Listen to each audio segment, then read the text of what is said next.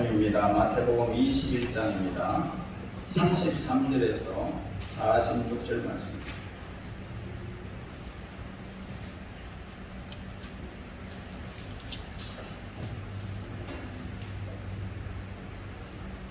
다른 한 비유를 들으라.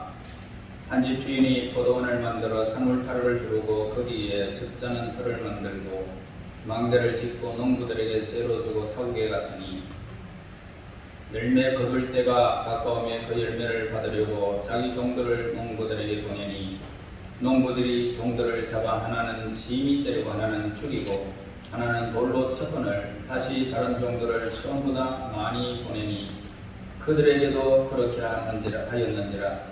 후에 자기 아들을 보내며 이르되 그들이 내 아들을 존대하리라 하였더니 농부들이 그 아들을 보고 서로 말하되 이는 상속자니 자 죽이고 그의 유산을 차지하자 하고 이에 잡아 포도원 밖에 내쫓아 죽였느니라. 그러면 포도원 주인이 올 때 그 농부들을 어떻게 하겠느냐? 그들이 말하되 그 악한 자들을 진멸하고 포도원을 채띠 열매를 바칠 만한 다른 농부들에게 새로 줄지니이다. 예수께서 이르시되 너희가 성경에 건축자들이 버린 돌이 모퉁이의 머릿돌이 되었나니 이것은 주로 말미암아 된 것이요 우리 눈에 기이하도다 함을 읽어본 일이 없느냐. 그러므로 내가 너희에게 이르노니 하나님의 나라를 너희는 빼앗기고 그 나라의 열매 맺는 백성이 받으리라. 이 돌 위에 떨어지는 자는 깨지겠고 이 돌이 사람 위에 떨어지면 그를 가루로 만들어 흩으리라 하시니 대제사장들과 바리새인들이 예수의 비유를 듣고 자기들을 가리켜 말씀하신 줄 알고 자꾸자 무리를 무서워하니 이는 그들이 예수를 선지자로 알미었더라. 아멘. 오늘 본문에서 한 집 주인이 포도원을 만들게 됩니다. 그리고 거기에 이제 울타리를 만들고 포도즙을 짜는 그런 돌로 된 구유를 만들고 그 포도원을 지킬 수 있는 망대도 세웠습니다. 그리고는 농부들에게 포도원을 쇠로 주고 이제 자기는 타국으로 그렇게 떠나게 되어졌습니다. 주인의 결실의 때가 이어서 과실을 이제 받으려고 종들을 그 농부들에게 보내게 됩니다. 그런데 문제가 생겨버렸습니다. 농부들이 이 종들에게 과실을 주는 것이 아니라 종들 중 하나는 심히 때렸고 하나는 죽였고 하나는 돌로 쳤다는 이야기가 본문에 기록되어져 있습니다. 주인이 이 소식을 듣고 또 다른 종을 처음보다 더 많이 보내게 됩니다. 그런데 그 사람들이 똑같은 행동을 반복해서 심히 때렸고 죽였고 또 돌로 쳐버렸습니다. 그래서 주인은 세 번째로 이제 자기의 상속자 아들을 보내기로 그렇게 작정했습니다.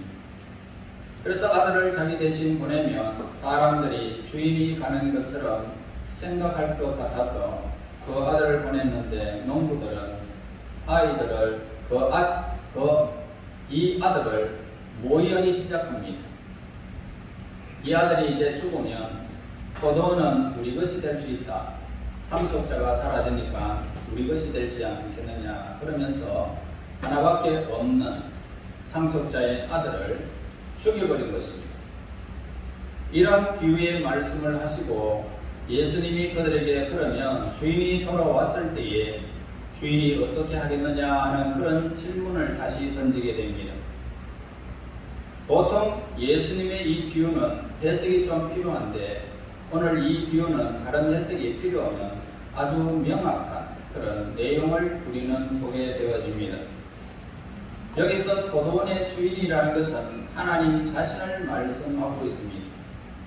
포도원이라는 것은 이스라엘 전체를 이야기하고 있습니다. 그리고 농부는 종교 지도자들을 말하고 있습니다. 또한 포도원 주인이 보낸 이 종은 하나님의 선지자들, 그의 상속자인 것은 바로 하나님의 아들 예수님을 가리키고 있습니다. 그렇다면 이 비유의 내용이 무엇일까? 한마디로 참으로 그들은 잘못된 판단을 하는 그런 주인의 선한 의도에 불순종한 그런 악한 농부들에 대한 그런 하나님의 심판을 이야기를 하고 있습니다. 40절에 41절까지 보면은 그러면 포도원 주인이 올 때에 그 농부들이 어떻게 하겠느냐라는 질문을 하면서 그들이 말합니다. 이 악한 자들을 진멸하고 포도원은 제때에 실과를 바칠 만한 다른 농부들에게 새로 줄지니다 라고 그렇게 말을 하고 있습니다. 여기서 우리가 세 가지 중요한 교훈을 우리는 받게 되어집니다. 첫째는 뭡니까? 포도원 주인에 대한 이야기가 오늘 이 본문의 주인공으로 드러나게 되고 있습니다. 이 포도원 주인은 농부들을 사랑했습니다. 그리고 포도원 주인은 농부들을 신뢰하고 그 모든 것들을 다 맡겨버렸습니다. 그런데 13절 보니까 다시 한 비유를 들어라. 한 집 주인이 포도원을 만들고 산울타를 두르고 거기 적잖은 터를 만들고 망대를 짓고 농부들에게 새로 주고 탑으로 갔다라고 하는 이야기가 있습니다. 그러니까 사람들이 먹고 살 수 있게끔 만들어 주었다는 것을 보게 되었습니다. 물론 새를 바치게 하긴 했지만 농부들이 먹고 살 수 있도록 환경을 만들어 주었던 것을 우리에게 가르쳐 주고 있습니다. 그러니까 주인은 얼마나 자상한 배려가 있는 주인인지를 우리에게 가르쳐 주고 있습니다. 이것이 바로 하나님께서 인간을 사랑하시고 인간을 신뢰하고 계신 것과 같은 것을 우리에게 보여주고 있습니다. 주인이 이제 멀리 타국으로 가면서 모든 것을 믿고 농부들에게 다 맡겨버린 것입니다. 하나님은 우리들을 사랑하셨습니다. 사랑하셔서 하나님께서는 완벽한 에덴 동산을 만들어 주셨고 거기에 충분히 먹고 살 수 있는 모든 것을 다 만들어 놔놓고 인간들에게 주셨습니다. 그래서 하나님은 모든 것들을 다스리고 점령하라 그러면서 이제 아담과 하와에게 모든 것을 다 맡겨버렸습니다. 그 다음에 선악과는 건드리지 말라라는 경고의 말씀을 주시면서 먹는 날에는 너희들이 반드시 죽겠다고 했습니다. 자, 그런데 하나님은 이것이 바로 사랑이요 하나님의 선물이었던 것입니다. 그런데도 어떤 사람들은 하나님이 인간에게 병주고 약주며 괴롭힌다 라고 그렇게 하는 사람들이 있습니다. 물론 잘못된 생각이죠. 인간을 괴롭힌 것은 인간 스스로의 선택으로 말미암아 자기가 자기를 찌른 것입니다. 자, 하나님이 인간에게 죄를 주신 것이 아니라 인간이 스스로 그렇게 죄를 택한 것입니다. 하나님이 인간에게 죄를 주신 것이 아니라 인간이 먹지 말라고 하는 그걸 건드려버린 것입니다. 다시 말해서 하나님의 주권을 그냥 흔들어버린 것입니다. 그런데도 하나님께서 죄를 만들지 않았으면 그렇게 하는 사람들이 있습니다. 죄는 하나님께서 만든 것이 결코 아닙니다. 인간 스스로 그걸 하지 말아야 될 것을 했다는 사실, 선택을 했다는 것입니다.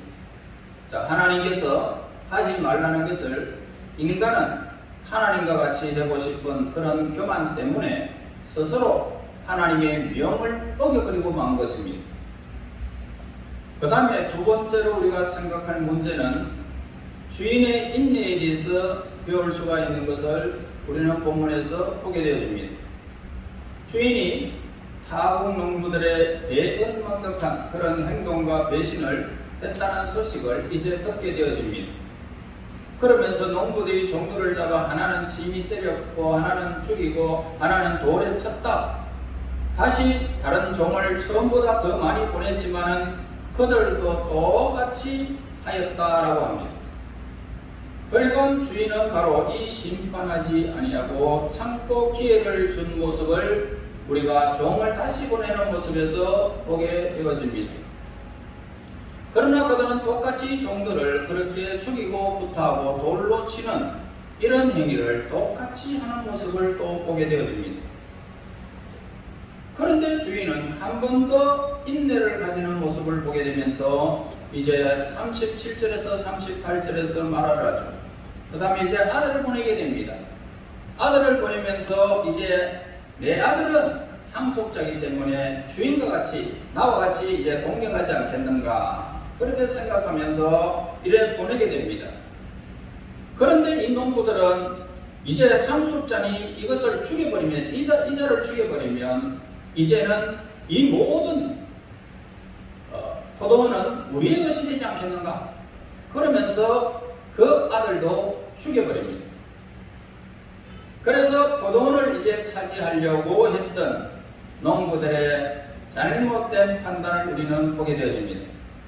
주인은 마지막에 하나밖에 없는 아들을 또 보내게 됩니다. 그러나 농부들은 드디어 상속자를 보자마자 나쁜 생각을 한 것입니다.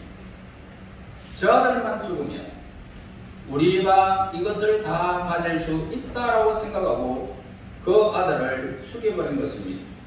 우리는 여기서 하나님의 인내를 한 번 더 생각하게 되어집니다.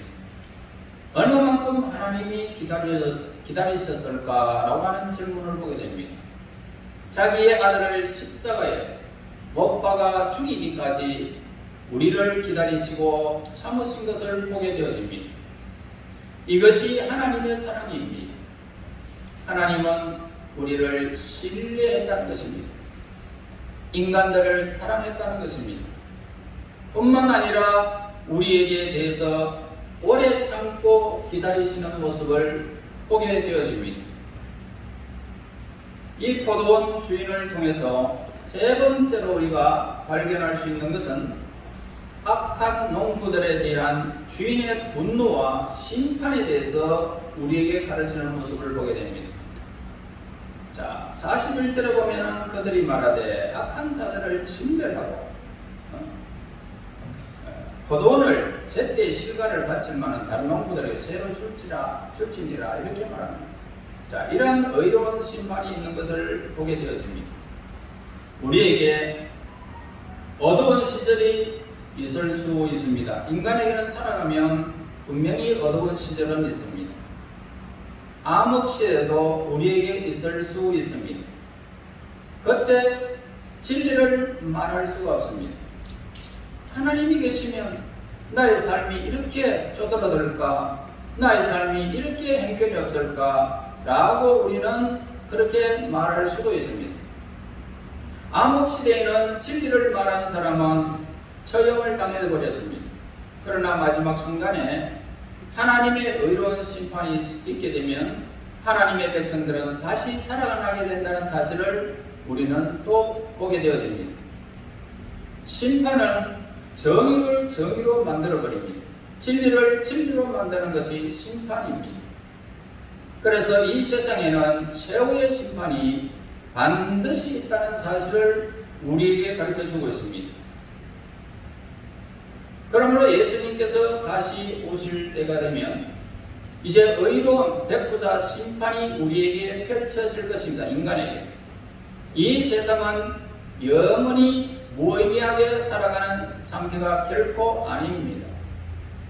그 심판의 날이 있다는 사실을 우리에게 분명히 밝히고 있습니다. 최후의 심판이 있다는 사실을 여러분 기억해야 됩니다. 죄는 절대로 숨겨지거나 잊혀지지 않는 것이 죄입니다. 많은 세월이 흘렀다고 해서 죄가 희미해지거나 기억에 사라졌다 그리고 없어지지 않습니다. 여러분이 지은 죄는 반드시 노출되게 되어져 있습니다. 여러분이 은밀하게 지은 죄라도 어느 날 만민이 보는 앞에서 드러나서 하나님 앞에 심판을 받게 될 것입니다. 변명할 여지가 없이 정확한 날에 하나님이 기록하고 있을 것입니다. 하나님은 반드시 지은 죄에 대해서 계산하고 계신다는 사실을 우리에게 가르쳐주고 있습니다. 만약에 하나님이 죄를 적당하게 지워버리거나 죄를 적당하게 용서하셨다면 그분은 하나님의 공의를 실천하는 분이 될 수가 없는 것입니다. 그래서 하나님은 우리 죄를 용서해 주시기 위하여 자기 아들을 죽이기까지 하셨습니다. 그래서 여러분들이 죄를 죄로 값을 받는 것이 아니라 하나님의 아들을 십자가에 죽이기까지 죄의 삭을 예수님께 다 이렇게 전가했으니 그를 믿지 않는, 예수님을 믿지 않는 모든 사람은 정죄를 당하게 될 것입니다. 다시 말해서 하나님은 죄와 타협하는 분이 결코 아니다는 사실을 우리에게 일러주는 것입니다. 무참하게 예수님을 십자가에서 죽이기까지 죄와 타협할 수 없는 것을 우리에게 가르쳐주고 있습니다. 인간은 본래 허물과 죄로 죽은 자이기 때문에 죄를 지을 수밖에 없는 것이 인간의 본질입니다. 사람이 나이가 들수록 더 순결해지면 얼마나 좋겠습니까? 지식이 쌓이고 경험이 많을수록 더 거룩해지면 얼마나 좋겠습니까? 그러나 인간은 세월이 흐를수록 지저분해지고 죄를 더 심히 많이 짓게 됩니다. 만약에 여러분이 지은 죄를 용서받지 못한다면 그 죄는 최후의 심판의 자리에서 완전히 드러나게 될 것입니다. 그러나 지금은 하나님의 은혜의 시대이기 때문에 누구든지 예수의 이름으로 제사함 받기를 하나님은 원하고 계십니다. 예수님의 십자가의 피가 우리의 죄를 깨끗하게 하셨기 때문입니다.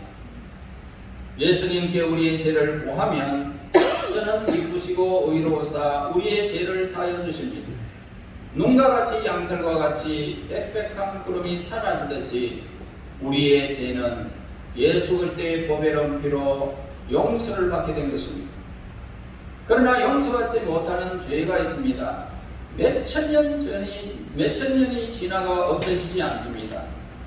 우리의 죄를 끌고 심판대 앞에 끌고 가지 마시고 여러분 예수님 앞에 예수님을 믿으시고 나의 죄를 위한 십자가에 흘리신 그 보혈의 그 은총을 우리가 받고 그리고 내 삶을 죄에서 용서받은 것을 우리가 믿으면 오늘 우리는 의롭고 깨끗한 자로 우리의 죄가 그 피로 씻어버리는 것입니다. 우리의 의식이 있을 때 여러분 언제나 우리는 정리하며 예수님은 나의 모든 것이다. 나의 죄를 사하시는 피의 원수가 거기에 있다. 하나님의 언약이 십자가에 있다는 사실을 우리가 늘 믿으시고 정리를 해야 할 것입니다. 이제 농부들에 대해서 우리가 한번 생각해 보겠습니다. 이 농부는 불신앙을 가진 인간을 상징하고 있습니다.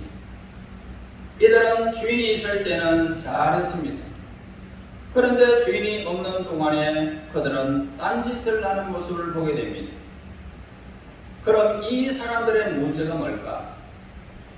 그것은 근본적으로 주인에 대한 불신에 있었던 사실을 보게 됩니다. 그것은 우리의 집안에서도 교회에서도 사회에서도 나타날 수가 있습니다. 그들은 특별한 이유도 없이 2번이나 종들을 죽였습니다. 그리고 구타를 했고 돌로 쳐버렸습니다. 아마 이들은 처음부터 이렇게 악한 사람은 아니었을 것을 보게 됩니다. 종들을 1번 죽이고 2번 죽이니까 아들이라도 살인하고 만 것입니다. 악은 악을 낳고 작은 죄는 큰 죄로 가는 모습을 보게 되어집니다. 1번의 실수는 2번의 실수로 연결되어지고 2번의 실수는 결정적인 실수로 연결되고 마는 모습을 보게 됩니다. 교회에 나오는 사람들 중에 이렇게 악한 농부들처럼 악의 노예가 되어져서 끊임없이 괴로워하는 사람들도 있습니다. 순간적으로 악을 선택하고 괴로워하다가 성령님의 도우심으로 회개하기도 하고 그러다가 또 사탄의 종노릇하기도 하는 것입니다. 여러분, 어떤 경우에도 죄의 종노릇하거나 악의 놀잇감이 되지 않도록 그렇게 오늘 우리는 하나님 앞에서 껴 있어야 할 것입니다. 이 세상에서 여러분들에게 어떤 유익을 준다 할지라도 하나님과 반대되는 이야기가 있을 때는 단호히 거절을 하고 오늘 우리는 물리쳐야 할 것입니다. 우리는 이 농부에 대해서 한 가지를 더 배우게 되어집니다. 자, 그것은 회개하지 못하면 심판 자리에까지 가게 된다는 사실을 우리에게 일러주고 있습니다. 이 사람들은 기회가 있었잖아요. 하나님께서 기다려주시는 모습을 우리는 보게 되어집니다. 그러나 마지막 순간까지 그들은 자기의 길, 죄악의 길을 가는 모습을 보게 됩니다. 여러분, 죄를 짓고도 아무 일이 없기 때문에 괜찮은 줄로 착각해서는 안 된다는 것입니다. 한 번 죄를 지으니까 괜찮다, 두 번 지어도 괜찮다, 하나님을 멀리해도 괜찮다, 나에게 아무런 일이 일어나지 않네, 그러면서 평안의 삶을 누릴 수도 있습니다.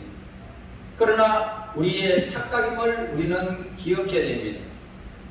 그거는 하나님 앞에 명백하게 기억되고 있다는 사실을 우리는 분명히 잊어서는 안 될 것입니다. 여러분이 예수의 이름으로 십자가에 흘리신 피로 해결하지 않으면 그 죄는 심판 때까지 가는 것입니다. 지금 여러분들의 삶에서 하나님을 불신하고 내 삶을 의지하는 그 악에서 우리는 돌이켜야 할 것입니다. 지금 여러분들의 삶이 하나님과 반대되는 개념을 가지고 있다면 그 반대되는 개념을 막지 않으면 여러분 결정적으로 돌이킬 수 없는 비극의 주인공이 되고 말 것입니다. 45절과 46절 말씀 보시겠습니다. 대제사장들과 바리새인들이 예수의 비유를 듣고 자기들이 가르쳐 말씀하신 줄 알고 찾고자 하나 무리를 무수했더라. 이는 그들이 예수를 선지자로 알미었더라. 자, 여기에서 그 사람들은 회개하지 않는 모습을 보게 됩니다. 이 사람들의 마음이 더 강팍해진 사실을 보게 되어집니다.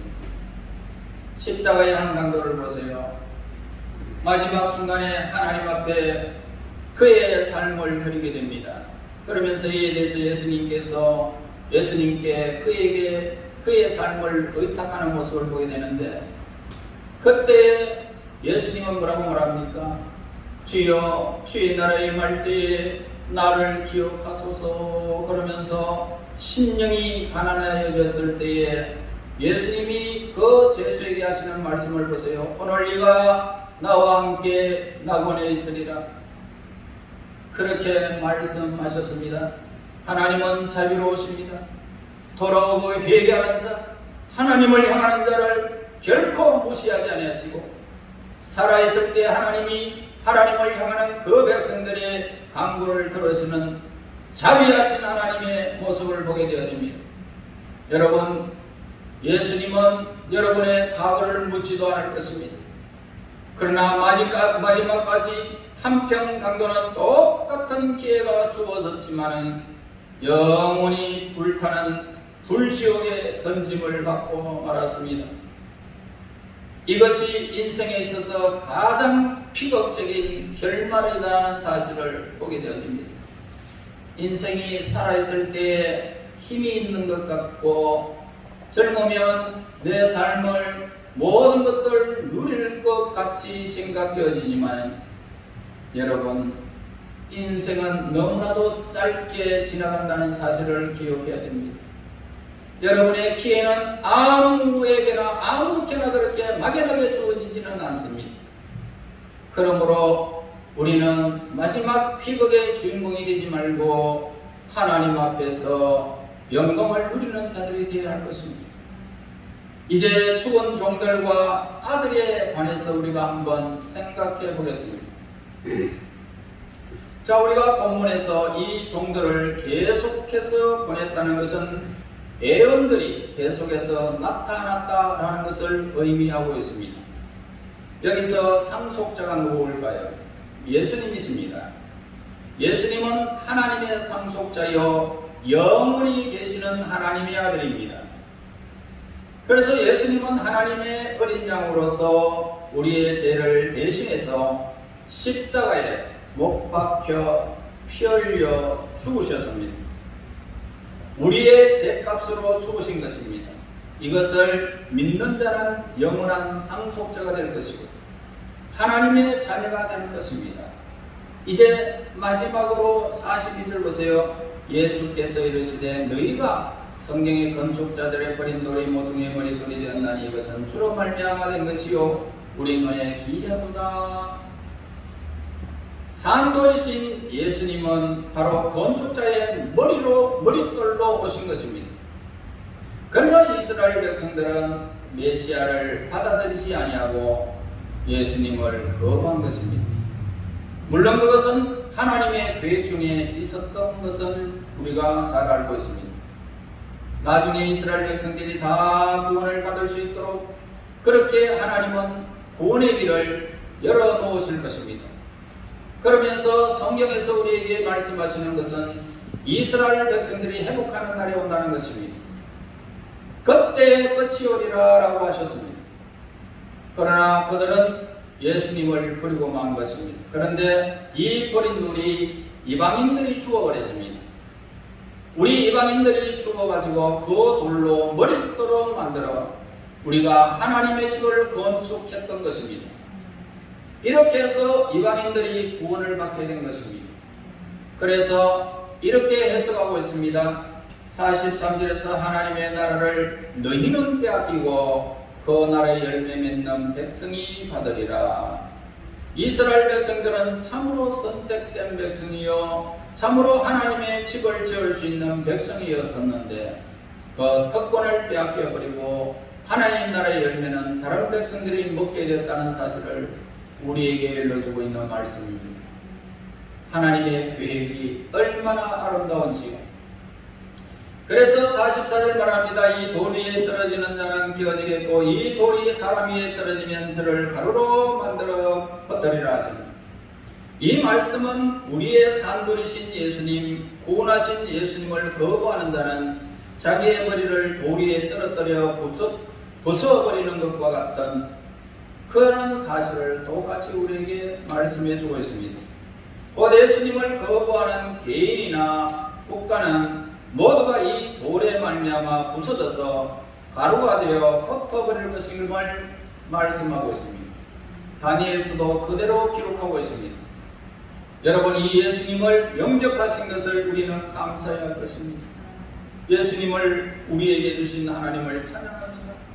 여러분, 이 돌을 그렇게 성전의 머릿돌을 버린 이스라엘 백성들, 우리가 주어서 하나님의 백성으로 삼고 우리의 집을 건축했다는 이 사실 앞에 참으로 하나님의 섭리가 감사하지 않을 수가 없습니다. 예수님 안에서 구원을 받은 것을 여러분 감사해야 할 것입니다. 그러므로 우리는 그분을 전해야 할 책임이 우리에게 있습니다.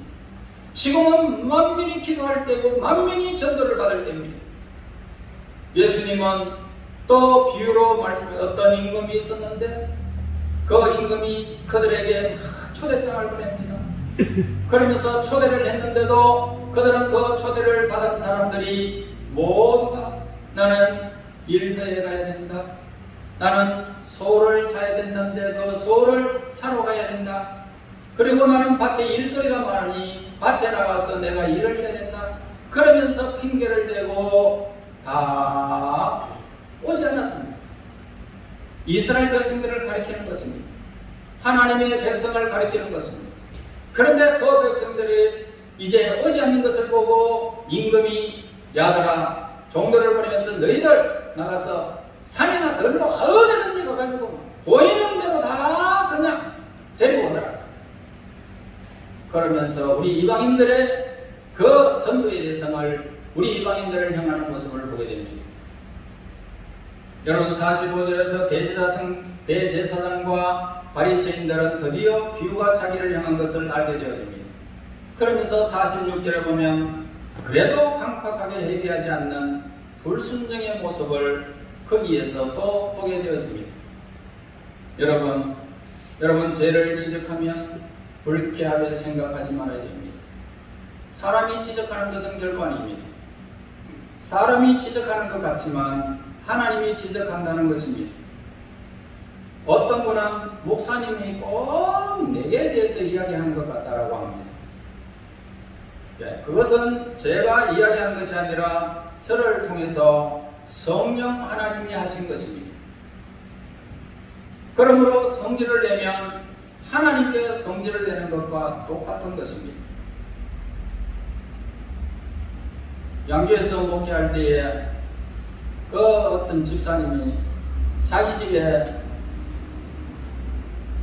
그 몰래카메라를 숨겨놨다는 내가 설치했대요. 그래가지고 그 몰래카메라 때문에 아침에 했던 이야기가 그대로 흘러나오더라는 거예요, 자기한테. 그러면서 몰래카메라 분명히 있다. 아니면은 내가 어떻게 그 이야기한 것을 그게 할 수 있냐. 하나님이 하시는 일을 어떻게 내가 몰래카메라를 달 이유가 어디 있습니까? 목회자가. 전혀 그렇지 않습니다. 하나님의 성령이 하신 것입니다. 착각하지 말아야 됩니다. 성질내면 하나님께 성질내는 겁니다. 자, 그런 식으로 자존심을 우리는 상하지 않기를 바랍니다. 여러분이 어리석은 농부들처럼 더 심각한 상태에 이르기 전에 죄로부터 이제 속박으로부터 벗어나시기를 바라고 하나님의 말씀에 여러분 순종하시고 강팍하게 대적하지 마시기를 바랍니다. 말씀이 오면 찔려야 되고 회개해야 되고 하나님 용서를 빌어야 됩니다. 말씀이 오면 우리의 삶을 오픈시켜 하나님 내가 이 말씀에 분명히 순종하고 이 말씀대로 내가 믿습니다 라고 여러분 돌이키게 되면 여러분들에게 복이 임하는 것입니다. 그러므로 저와 여러분 예수님 안에서 저와 여러분들이 건축자의 버린 돌이 모퉁이의 머릿돌이 되었듯이 우리는 상속자가 되어졌습니다. 영원한 하나님의 나라의 상속자가 되어 평안과 즐거움을 영원히 누리시기를 예수님 이름으로 축원합니다. 하나님 은혜 감사합니다. 허물 많고 죄악 가운데 버려진 저희들 예수 그리스도를 우리에게 허락하여 주시고 복음의 아름다운 빛을 비추어 어두움에서 빛으로 우리를 허락하신 하나님께 영광을 돌립니다.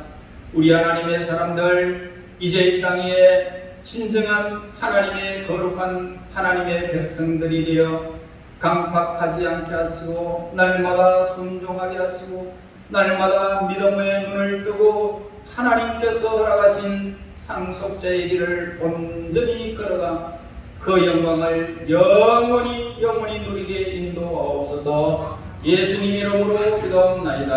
아멘.